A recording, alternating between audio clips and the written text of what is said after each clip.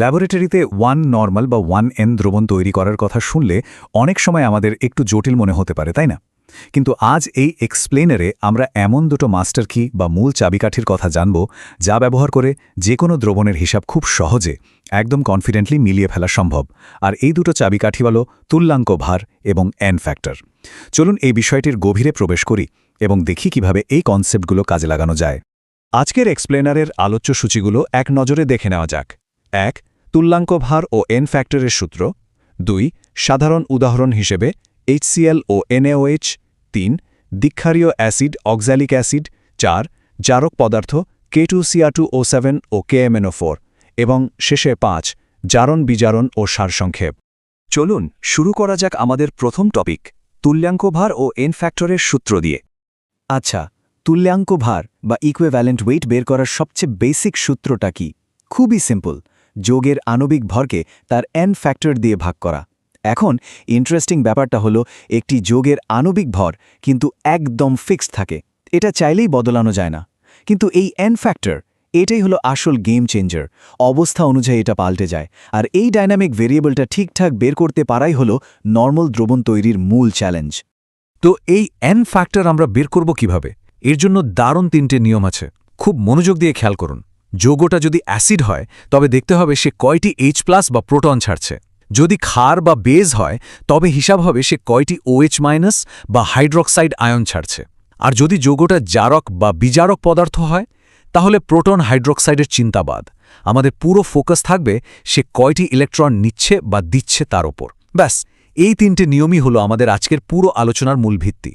এবার দ্বিতীয় অংশে যাওয়া যাক, যেখানে আমরা সাধারণ উদাহরণগুলো দেখব HCl আর NaOH।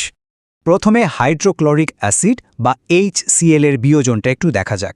একদম স্পষ্টভাবে আমরা দেখতে পাচ্ছি একটা HCl অণু ভেঙে ঠিক একটা মাত্র H+ আয়ন দিচ্ছে। যেহেতু সে মাত্র একটা প্রোটনই রিলিজ করছে, তাই কোনো সন্দেহ ছাড়াই এর এন ফ্যাক্টর হবে 1। তাহলে হিসাবটা কি দাঁড়ালো? HCl এর আণবিক ভর 36.5কে এর এন ফ্যাক্টর 1 দিয়ে ভাগ করলে তুল্যাঙ্ক ভার সেই 36.5ই থাকছে। এখানেই কিন্তু আমরা 1 লিটারের নিয়ম বা রুল অফ 1 লিটারের ম্যাজিকটা দেখতে পাই। এর মানে হলো, আমরা যদি ঠিক 1 লিটার দ্রবণে 36.5 গ্রাম HCl দ্রবীভূত করি, তাহলেই আমরা পারফেক্ট একটি 1n বা 1 নর্মাল দ্রবণ পেয়ে যাব।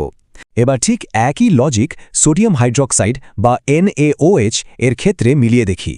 বিক্রিয়াটা খেয়াল করুন, একটা NaOH অণু ভেঙে গিয়ে ঠিক একটা OH- আয়ন দিচ্ছে। তো আমাদের আগের নিয়ম অনুযায়ী, যেহেতু এটা একটা হাইড্রক্সাইড আয়ন দিচ্ছে, এর এন ফ্যাক্টরও হবে ঠিক 1। NaOH এর আণবিক ভর হল 40।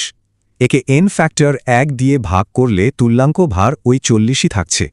প্র্যাকটিক্যালি এর মানে হল 1 লিটার দ্রবণে 40 গ্রাম NaOH মেশালেই আমরা 1n দ্রবণ পেয়ে যাচ্ছি। এই সিম্পল যৌগগুলোর ক্ষেত্রে আণবিক ভর আর তুল্যাঙ্ক ভার সেমই থাকে, কারণ তাদের এন ফ্যাক্টর 1। এবার আসি তৃতীয় অংশে, দীক্ষারীয় অ্যাসিড অক্সাইলিক অ্যাসিডের কথায়। এখানেই ব্যাপারটা একটু কৌতূহলোদ্দীপক হয়ে ওঠে। অক্সালিক অ্যাসিড কিন্তু সাধারণ হাইড্রোক্লোরিক অ্যাসিডের মতো আচরণ করে না। এটি একটি দ্বিক্ষারীয় অ্যাসিড। বিক্রিয়াটা দেখলে বুঝবেন, এখানে একটা অক্সালিক অ্যাসিড অণু ভেঙে গিয়ে একসাথে দুটো H+ আয়ন দিচ্ছে। যেহেতু এটা দুটো প্রোটন রিলিজ করছে, এটার সাথে সাথেই যৌগের এন ফ্যাক্টরকে পরিবর্তন করে 2 বানিয়ে দেয়। অক্সালিক অ্যাসিড সাধারণত ডাইহাইড্রেট ফর্মে থাকে, যার আণবিক ভর হল 126। এখন এই 126কে যদি আমাদের নতুন এন ফ্যাক্টর 2 দিয়ে ভাগ করি, তাহলে তুল্যাঙ্ক ভার কত দাঁড়াচ্ছে? ঠিক 63। তার মানে 1 লিটার 1n দ্রবণ তৈরি করতে আমাদের কিন্তু 126 গ্রাম লাগবে না, বরং ঠিক 63 গ্রাম অক্সালিক অ্যাসিড লাগবে।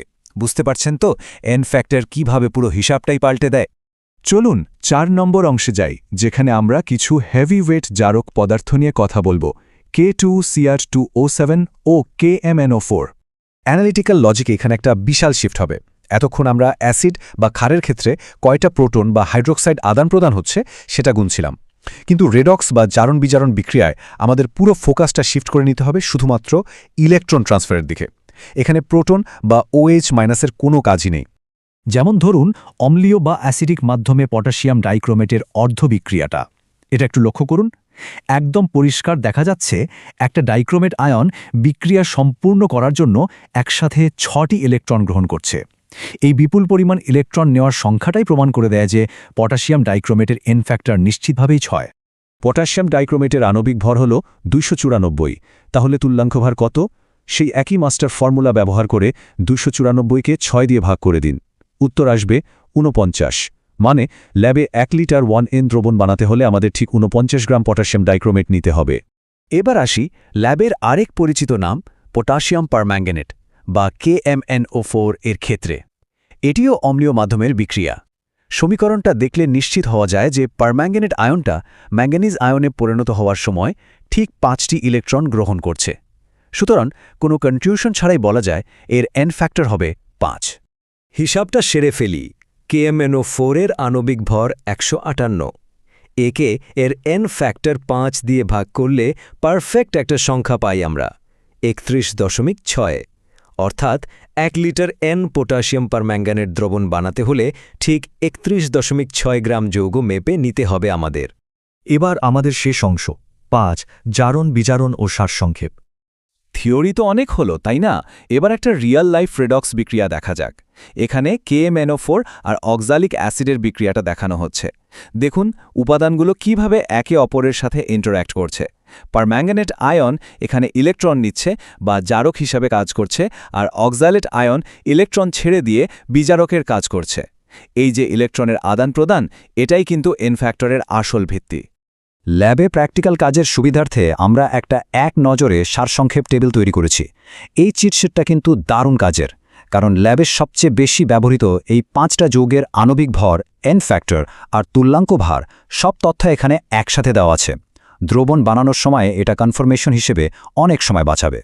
টেবিলের সাথে সাথে সহজে মনে রাখার জন্য একটা দারুণ মেমোরি ট্রেক বা শর্টকাট শেয়ার করছি।